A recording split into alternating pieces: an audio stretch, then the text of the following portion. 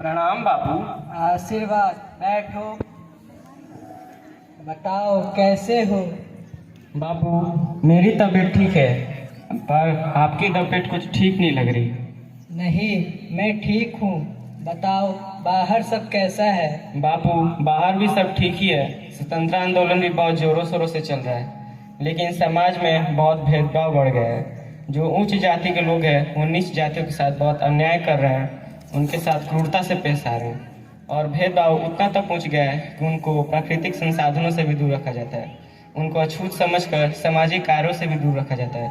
क्या इन सब पे उनका कोई अधिकार नहीं? नहीं, ईश्वर ने सभी को एक समान बनाया है। ईश्वर की दृष्टि सभी पर एक समान होती है। बापू, अगर ईश्वर सबको समान दृष्टि से देखता है तो फिर उनसे इतना भेदभाव क्यों? जहाँ भी समाज में देखा जाता है उनके साथ भेदभाव ही होता है, उनके साथ क्रूरता से ही पेश किया जाता है। अगर ऐसा ही चलता रहा तो दलितों को कभी अधिकार नहीं मिलेगा, और यह तय है अगर दलितों को अधिकार नहीं मिलेगा तो समाज में कभी आगे चलकर कभी विकसित नहीं कर पाएगा। नहीं, अगर भेदभाव यहाँ तक हो रहा है तो इसका क्या उपाय हो सकता है? बापू, मैं इसी समस्या का समाधान लेकर आपके समक्ष आया था। मैं इसके लिए एक अलग से निर्वाचक मंडल का स्थापना करूंगा। इसमें यह होगा कि दलितों के लिए एक अलग से निर्वाचक मंडल होगा और उनके लिए एक प्रतिनिधि खड़ा होगा, जिससे दलितों पर यह प्रभाव पड़ेगा कि वो स्वतंत्र रूप से समाज में जी पाएंगे एवं उनको जो वर्षों से अधिकार नहीं मिल रहे थे उनकी अधिकार की प्राप्ति भी होगी। नहीं, मैं हरिजन समाज के लिए अलग निर्वाचक मंडल का समर्थन नहीं कर सकता। इससे समाज में और विभाजन होगा। बापू, सदियों से दलितों को उनके अधिकार नहीं मिले, इससे समाज की दया पर निर्भर रहे हैं। राजनीतिक शक्ति के बिना वे कैसे आगे बढ़ेंगे? अगर हमने उन्हें अलग निर्वाचक मंडल दिया तो हरिजन समाज और अलग थलग पड़ जाएगा। हरिजनों को अगर उनके अधिकार नहीं मिले तो ये सशक्त कैसे होंगे? हमें समाज से बराबरी चाहिए, भीख नहीं। अंग्रेजी हुकूमत तो यही चाहती है कि सभी धर्म के नाम पर युद्ध करें और कभी एक ना हो। तो चलिए एक समझौता करते हैं जिससे हरिजन को आरक्षण मिले, लेकिन अलग निर्वाचक मंडल नहीं। तो क्या तुम मानोगे? मैं हर उस बात को मानने के लिए तैयार हूँ जो दलितों को सम्मान दिलाएगा एवं उनको अधिकार दिलाएगा। अगर यह आरक्षण शिक्षा एवं नौकरियों में उनको समान अवसर देगा तो मैं इसे स्वीकार कर सकता हूँ। बापू, आशीर्वाद। चलते हैं और पहुंचते हैं 14 अगस्त 1947। यह वह रात थी जब भारत ने एक युगांतकारी परिवर्तन का स्वागत किया। यह वह क्षण था जब गुलामी की जंजीरें टूटी और आज़ादी की सांस ली गई। आइए सुनते हैं उस रात की वो ऐतिहासिक आवाज़ को।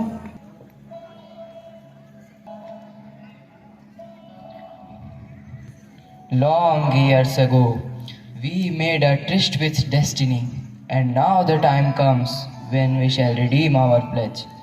Not wholly or in full measure, but very substantially.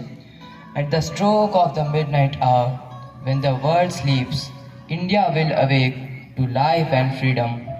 A moment comes, which comes but rarely in history, when we step out from the old to the new, when an age ends, and when the soul of a nation long suppressed finds utterance. It is fitting that at this solemn moment we take the pledge of dedication to the service of India and her people, and to the still larger cause of humanity. At the dawn of the history, India started on her unending quest of dedication.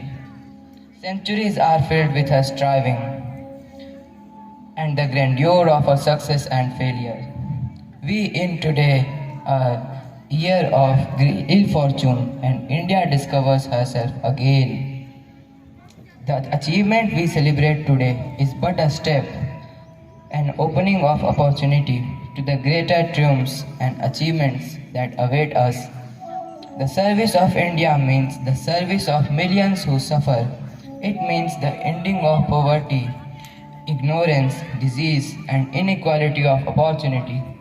To bring freedom and opportunity to the common man, to the peasants, workers of India, to fight and end poverty and ignorance and disease, to build up a prosperous, democratic and progressive nation. This is our ambition. The ambition of the greatest man of our generation has been to wipe every tear from every eye. That may be beyond us, but as long as there are tears and suffering, our work will not be over. Jai Hind!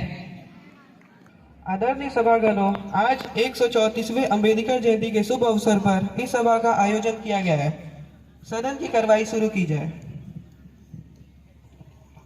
Mr. Speaker, since it's 14th April today, I want to tell this assembly about how exactly it was formed. The struggle for independence was over by 15th August 1947, but the attainment of independence was not an end in itself.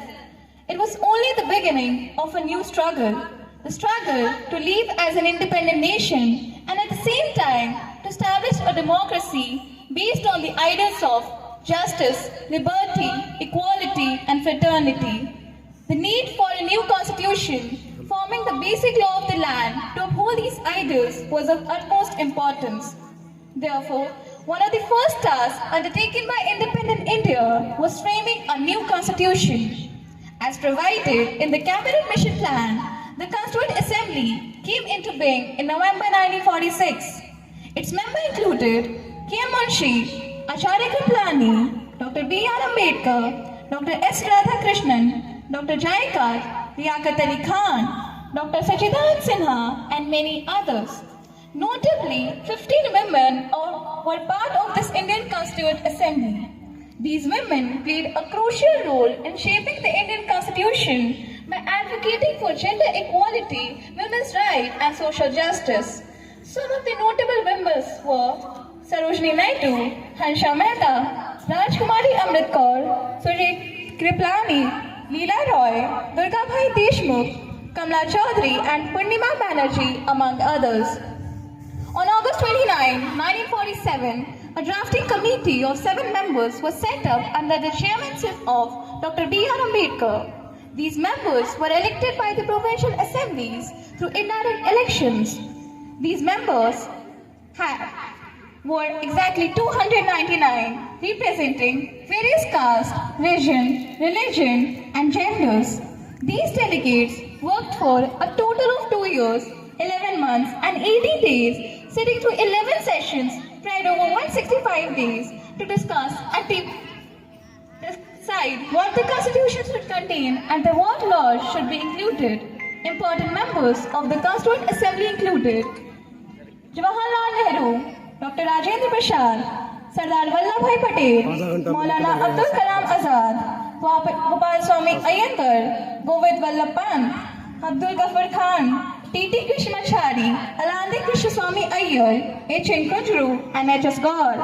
The draft constitution was published in January 1948. The people of India were given 8 months to read, discuss, and propose amendments. The new Constitution of India was adopted by Constituent Assembly on 26 November 1949 and was signed by the President of Assembly, Rajendra Prasad. The remaining provisions of the Constitution came into force on 26 January 1950, which we now celebrate as Republic Day, marking the commencement of Indian Constitution. Thank you. Next member please.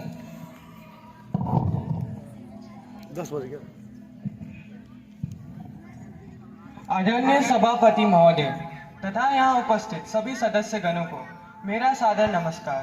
मैं संसदीय क्षेत्र कटक उड़ीसा से आता हूँ।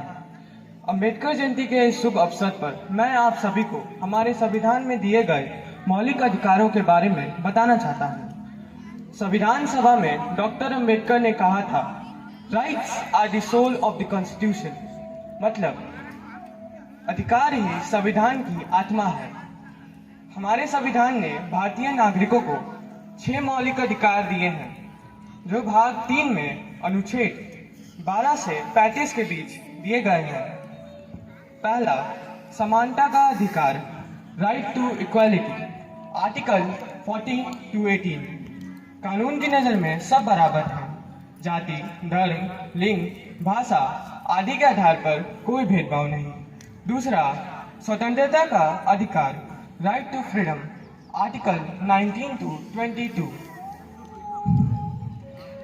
बोलने, विचार रखने, कहीं भी आने जाने और कोई भी व्यवसाय चुनने का सबको समानता से अधिकार है। गिरफ्तारी के समय कानूनी सुरक्षा का भी अधिकार है। तीसरा, शोषण से मुक्ति का अधिकार, right against exploitation, article 23 to 24। बाल मजदूरी, बंधुआ मजदूरी और मानव तस्करी पर रोक। चौथा, धार्मिक स्वतंत्रता का अधिकार, राइट फ्रीडम ऑफ रिलीजन, यानी सभी लोगों को उनके मन के आधार पर धर्म पालन करने, मानने और प्रचार करने का अधिकार है। पांचवा, सांस्कृतिक एवं शैक्षणिक अधिकार, right to cultural and educational rights, article 29 and 30। अल्पसंख्यकों को उनकी भाषा, संस्कृति एवं शिक्षण संस्थाएं बनाने का अधिकार है।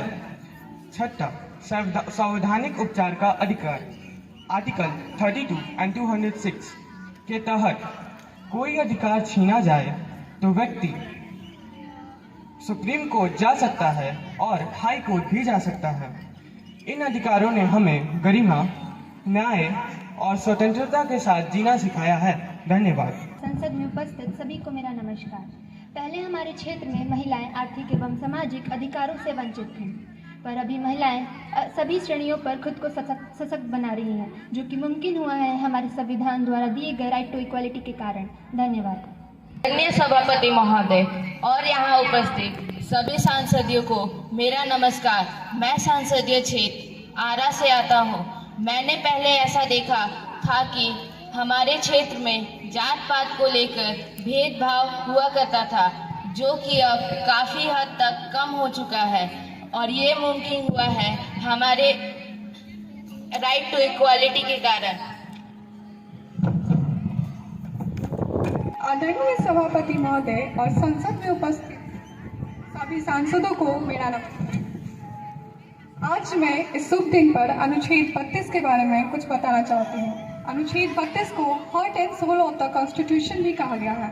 अनुच्छेद 32 में कुल 4 उपखंड होते हैं। उपखंड 1, कोई भी व्यक्ति जिसके मौलिक अधिकारों का उल्लंघन हुआ है वह सुप्रीम कोर्ट में याचिका दाखिल कर सकता है। उपखंड 2, हैबियस कॉर्पस, किसी अवैध हिरासत से छुड़ाने के लिए। मैंडेमस, किसी सरकारी अधिकारी का उसका कर्तव्य निभाने के लिए बाध्य करना। प्रोहिबिशन, किसी निचली अदालत को उसके अधिकार क्षेत्र से बाहर जाने से रोकना। सर्चुररी, निचली अदालत के आदेश को निरस्त करना। कोवारंटो, किसी व्यक्ति से यह पूछना कि वह किस अधिकार से यह सरकारी पद संभाल रहा। उपखंड 3, संसद को अधिकार है कि वह निचली अदालतों को भी ऐसे अधिकार दे सके जिससे वे भी मौलिक अधिकारों की रक्षा कर सकें। उपखंड 4, जब तक संविधान में संशोधन न हो तब तक अनुच्छेद 32 को निलंबित नहीं किया जा सकता। केवल राष्ट्रीय आपातकाल आर्टिकल 359 के दौरान इसे सीमित किया जा सकता है। संविधान सभा में कुछ सदस्यों ने इसे हटाने या सीमित करने का सुझाव दिया था, लेकिन डॉक्टर भीमराव अम्बेडकर ने कहा अगर इस अनुच्छेद को निकाल दिया जाए तो यह संविधान एक मृत दस्तावेज बन जाएगा। धन्यवाद। सदन को नागरिकों के मौलिक कर्तव्यों के बारे में बताना चाहूँगी। जहाँ अधिकार होते हैं वहाँ कर्तव्य भी होते हैं। हमारे संविधान के अनुच्छेद 51A में नागरिकों के 11 मौलिक कर्तव्यों का वर्णन किया गया है। इन्हें 42वें संविधान संशोधन के द्वारा जोड़ा गया था। इनका उद्देश्य यह है कि हम अपने अधिकारों का उपयोग जिम्मेदारी से करें और राष्ट्र निर्माण में भाग लें। भारत के नागरिकों के 11 मौलिक कर्तव्य कुछ इस प्रकार हैं। पहला, संविधान का पालन करना और उसके आदर्शों, संस्थाओं, राष्ट्रध्वज और राष्ट्रगान का सम्मान करना। दूसरा, संग्राम के आदर्शों को हृदय में बनाए रखना। तीसरा, भारत की संप्रभुता, एकता और अखंडता की रक्षा करना। चौथा, देश की रक्षा करना और ज़रूरत पड़ने पर उसमें योगदान देना। पांचवा, समाज में सौहार्द और भाईचारा बढ़ाना तथा सभी प्रकार के भेदभाव को समाप्त करना। छठा, महिलाओं के सम्मान और गरिमा की रक्षा करना। सातवां, प्राकृतिक पर्यावरण जैसे वन्यजीव, नदियाँ, पेड़ पौधे आदि की रक्षा करना। आठवां, वैज्ञानिक सोच, मानवता और ज्ञान के विकास को प्रोत्साहित करना। नौवां, सार्वजनिक संपत्ति की रक्षा करना एवं उसे नुकसान न पहुंचाना। 10वां, व्यक्तिगत और सामूहिक अनुशासन का पालन करना। 11वां, 6 से 14 वर्ष तक के बच्चों को शिक्षा दिलाना। अतः हमें यह समझना होगा कि अगर हम सिर्फ अधिकार मांगते रहेंगे और अपने कर्तव्यों को भूल जाएंगे तो समाज में असंतुलन पैदा होगा। इसलिए एक सच्चे नागरिक की पहचान यह है कि वो अपने कर्तव्यों को अधिकारों से पहले निभाए। धन्यवाद। आदरणीय सभापति महोदय और इस संसद में उपस्थित सभी सांसदों को मेरा नमस्कार। डॉक्टर बाबा साहब अम्बेडकर ने जब संविधान का मसौदा तैयार किया तो उन्होंने यह स्पष्ट किया कि constitution is not a mere lawyer's document, it is a vehicle of life। यानी संविधान सिर्फ कानून की किताब नहीं है, वह समाज को बदलने वाले जीवंत दस्तावेज का नाम है। समाज समय के साथ बदलता है और उसी बदलाव को अपनाते हुए संविधान में भी समय समय पर अमेंडमेंट्स यानी बदलाव आते हुए हैं। आज मैं आपके समक्ष 5 ऐसे महत्वपूर्ण संशोधन रख रही हूँ जो सीधे सीधे डॉक्टर अंबेडकर के विचारों समानता, इक्वालिटी, शिक्षा, एजुकेशन और न्याय, जस्टिस से जुड़े हैं। 42nd amendment act 1976 mini constitution. इस संशोधन को मिनी संविधान भी कहा जाता है क्योंकि इसके आने से कई मूलभूत बदलाव आए। प्रस्तावना प्रियम्बल में 3 नए शब्द जोड़े गए: समाजवादी, सोशलिस्ट, धर्मनिरपेक्ष, सेक्युलर और अखंडता, इंटीग्रिटी। सबसे महत्वपूर्ण, इसमें पहली बार मौलिक कर्तव्यों यानी कि फंडामेंटल ड्यूटीज को संविधान में जोड़ा गया। यही वह बदलाव था जिसने याद दिलाया कि अधिकारों के साथ साथ नागरिकों को अपने कर्तव्यों को भी निभाना होगा। 44th अमेंडमेंट 1978 अधिकारों की पुनर्स्थापना। आपातकाल यानी इमरजेंसी के दुरुपयोग के बाद इस संशोधन ने मौलिक अधिकारों की रक्षा को और सशक्त किया। आर्टिकल 21 जीवन और व्यक्तिगत स्वतंत्रता का अधिकार। अब बिना कानूनी प्रक्रिया के कोई इसे छीन नहीं सकता। साथ ही संपत्ति का अधिकार को मौलिक कर्तव्यों से हटाकर कानूनी अधिकार, लीगल राइट बना दिया गया। यह संशोधन नागरिक स्वतंत्रता की रक्षा की गारंटी बना। 86th अमेंडमेंट 2002 शिक्षा का अधिकार, राइट टू एजुकेशन। इस संशोधन में आर्टिकल 21A जोड़ा गया जिससे 6 से 14 वर्ष की उम्र के बच्चों के लिए निःशुल्क और अनिवार्य शिक्षा यानी फ्री एंड कंपल्सरी एजुकेशन को मौलिक अधिकार बनाया गया। साथ ही मौलिक कर्तव्यों में ये जोड़ा गया कि माता पिता अपने बच्चों को शिक्षा दिलाने के लिए जिम्मेदार हैं। यह भारत के भविष्य को शिक्षित, सशक्त और जागरूक बनाने की ओर में एक ऐतिहासिक कदम रहा। 93rd अमेंडमेंट 2005 शैक्षणिक आरक्षण यानी एजुकेशनल एम्पावरमेंट। इस संशोधन ने अनुच्छेद 15(5) जोड़ा जिससे सरकारी और निजी शिक्षण संस्थानों में SC, scheduled caste, ST, scheduled tribe और OBC यानी अदर बैकवर्ड क्लास के वर्गों को शिक्षा में आरक्षण मिल सका। इससे वंचित वर्गों को उच्च शिक्षा संस्थानों के दरवाजे खुल गए। बाबा साहब कहा करते थे, शिक्षा वह दिया है जो अंधकार को मिटाता है। यह संशोधन उसी दिए को उज्जवल करता है। 3rd अमेंडमेंट 2019 EWS आरक्षण, आर्थिक न्याय। इस संशोधन के जरिए जनरल कैटेगरी के आर्थिक रूप से पिछड़े वर्ग यानी EWS को 10% आरक्षण का प्रावधान दिया गया। पहली बार आरक्षण सिर्फ जाति नहीं, गरीबी के आधार पर दिया गया। यह संशोधन बताता है कि संविधान हर उस व्यक्ति के साथ खड़ा है जो संसाधनों से वंचित है, चाहे वो किसी भी जाति या वर्ग का क्यों ना हो। संविधान में संशोधन का मतलब बदलाव नहीं, बल्कि लोकतंत्र की संतुलनकारी शक्ति है। यह दिखाता है कि संविधान स्थिर है परंतु जड़ नहीं है, वह लचीला है परंतु कमजोर नहीं है। बाबा साहब अम्बेडकर की सोच हमें यह सिखाती है कि एक सशक्त राष्ट्र वही होता है जहां संविधान समय के साथ विकसित होता है, जनता के लिए और जनता के अनुसार। धन्यवाद। महिलाओं को समान अधिकार दो, स्वास्थ्य और शिक्षा सब तक पहुंचाओ। अगर समाज में आज भी किसी भी वर्ग को कमतर समझा जाता है तो लोकतंत्र अधूरा है। सामाजिक न्याय ही संविधान की आत्मा है। Now, I would like to draw your attention towards some points of its vision. Dr. Ambedkar's concept of social justice stands for the equality, fraternity, and liberty in all the human beings. He rejected all form of injustice and exploitation of man by man, especially when it is justified on the name of the religion. He considered the caste system as the greatest evil of the Hindu religion. He stood for a social order in which a person's status is determined by his or her merit and achievement, not by the birth. He firmly believed that no one should be regarded as untouchable or noble just because of their heritage. Ambedkar was deeply committed for the overall development of the weaker section of the society. For this, he used constitution as a tool to dismantle this evil practice from the society.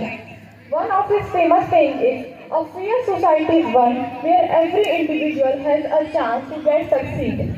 Therefore, Dr. Ambedkar's idea on social justice is highly relevant for our today contemporary Indian society. Thank you. जयंती के इस अवसर पर आज मैं सदन के सदस्यों के सामने आर्थिक न्याय के बारे में बताने जा रहा हूँ। संविधान की प्रस्तावना प्रीएम्बल में लिखा गया है, justice is social, economic and political, यानी न्याय केवल अदालतों तक सीमित नहीं है। हर व्यक्ति को आर्थिक बराबरी भी मिलनी चाहिए, जैसे रोटी, रोजगार और सम्मान से जीने का अधिकार। डॉक्टर अंबेडकर मानते थे कि किसी गरीब को रोटी खरीदने की ताकत नहीं है तो उसका वोट देने का अधिकार अधूरा है। संविधान के अनुच्छेद 39 में साफ कहा गया है, देश की संपत्ति का लाभ सभी को मिलना चाहिए, पुरुष और महिला को बराबर वेतन मिलना चाहिए, बच्चों को स्वस्थ जीवन और शिक्षा मिलनी चाहिए। अनुच्छेद 41, 42 और 43 भी यही बताते हैं, सबको काम मिले, मजदूरों को अच्छा वेतन और अच्छा वातावरण मिले। आज भी हम बेरोजगारी, महंगाई और भूखमरी की खबरें सुनते हैं तो समझ आता है कि आर्थिक न्याय सिर्फ संविधान में लिखा सपना नहीं, बल्कि उसे जमीन पर उतारना ही हमारा कर्तव्य है। डॉक्टर अंबेडकर का सपना था ऐसा भारत जहां कोई भूखा ना सोए और कोई भी इसलिए सिर्फ पीछे ना रह जाए क्योंकि वो गरीब है। Thank you. करते थे, पर अब ये काफी कम हो चुका है, जो कि right to freedom of religion के तहत संभव हो चुका है और वहाँ हम लोग प्रेम और भाईचारे से रहते हैं। धन्यवाद। मैं संसदीय क्षेत्र भागलपुर से आता हूँ।